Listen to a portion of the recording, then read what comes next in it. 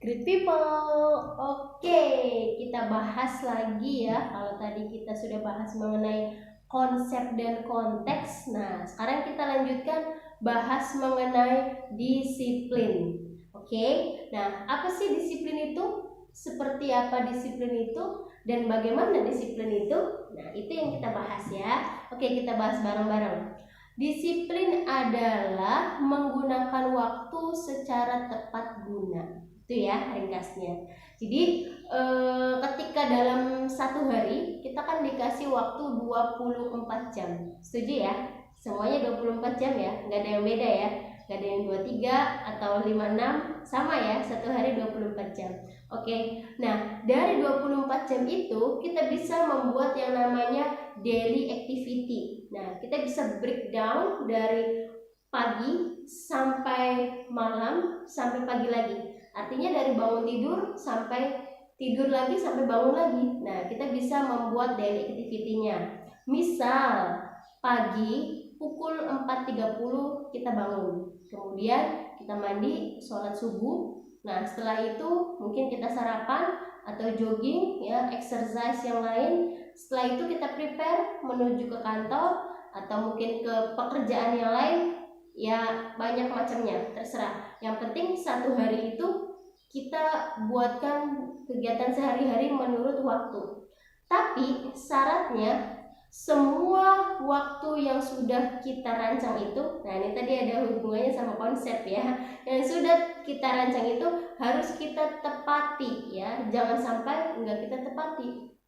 Karena kalau nggak kita tepati, ya judulnya bukan disiplin. Kalau kita disiplin berarti menepati. Jadi kalau menepati janji itu adalah janji yang ditepati, kalau disiplin itu sebetulnya ya menepati waktu. Jadi waktu yang sudah kita janjikan untuk kita lakukan harus ditepati kalau ingin sukses. Nah, tapi ya pasti dengan tadi konteks sebelumnya bahwa beberapa situasi dan kondisi memang ada yang membuat kita harus tidak melakukan hal itu. Tetapi secara normal ya, normally setiap harinya hal darurat itu kan tidak selalu terjadi ya, pasti kadang-kadang aja. So pentingnya kita membuat yang namanya daily activity atau kegiatan sehari-hari. Nah, disiplin itu sendiri apa aja sih jenisnya? Disiplin itu banyak ya. Salah satu dan beberapa di antaranya, satu, disiplin dalam berdoa. Nah, kenapa sih harus berdisiplin dalam berdoa? Ya supaya doa itu menjadi sesuatu yang mustajab, kemudian doa itu tidak mengganggu kegiatan yang lain. Kalau untuk berdoanya sendiri di dalam hati, ya kita pasti dari bangun tidur sampai malam sampai bangun lagi kita harus berdoa. Tapi kalau untuk doa yang benar-benar spesial, butuh waktu khusus dan tempat khusus, ya berarti kita harus disiplin untuk itu. Misalnya berdoanya di sholat 5 waktu, kemudian di tahajud, ya, kemudian di waktu-waktu tertentu yang memang untuk berdoa. Itu kita pun harus disiplin dalam hal berdoa. Karena kalau berdoa tidak disiplin, pasti di kegiatan yang lain kita akan menjadi tidak seimbang atau tidak berjalan bebarengan. Nah, selain disiplin dalam berdoa, kita juga harus disiplin dalam bertindak.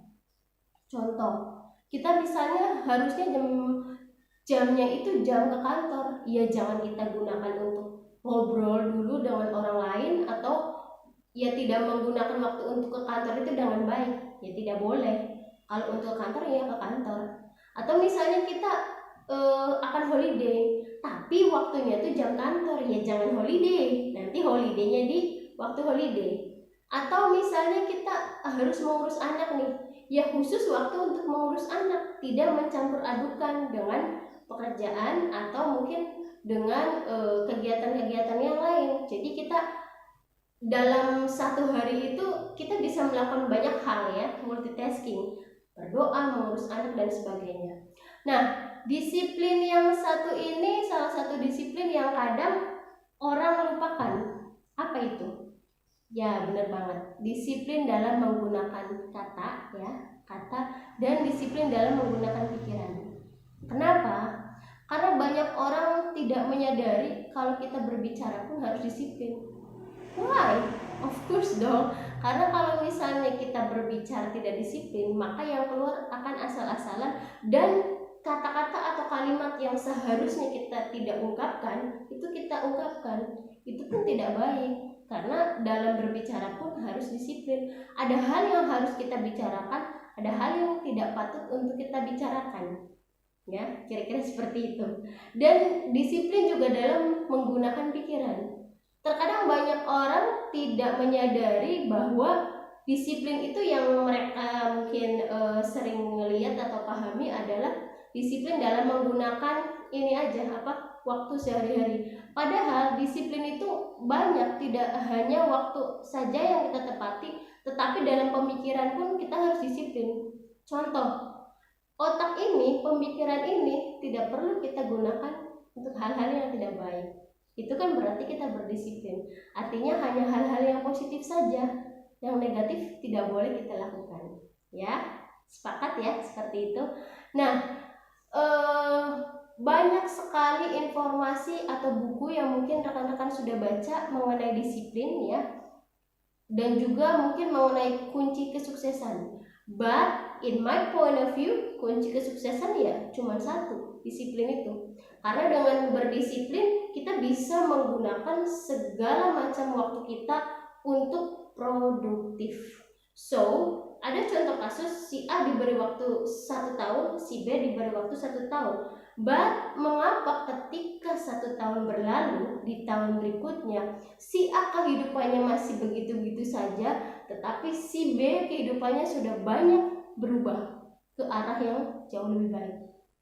Apa salahnya di mana? Ya pasti jika dan hanya jika si B melakukan disiplin, si A tidak melakukan disiplin. Mungkin selama 1 tahun itu si A hanya mager saja ya, tidak melakukan apa-apa, not do anything pokoknya. Tapi kalau yang si B, dia selama 1 tahun itu mungkin sudah membuat cerpen, sudah melakukan aksi sosial, sudah mengurus anaknya, sudah berbakti kepada suami dan keluarganya, sudah mengirimkan hal-hal positif, sudah bekerja keras untuk hidupnya dari pagi, malam, pagi lagi dia betul-betul gunakan waktunya dengan baik, dia gunakan pemikiran, kata-katanya dengan baik, tindakannya dengan baik, sehingga di 1 tahun berikutnya si B lebih berhasil. So, keberuntungan memang pasti selalu ada, tapi hal yang paling penting adalah bagaimana usaha kita dalam menekuni waktu itu. Jadi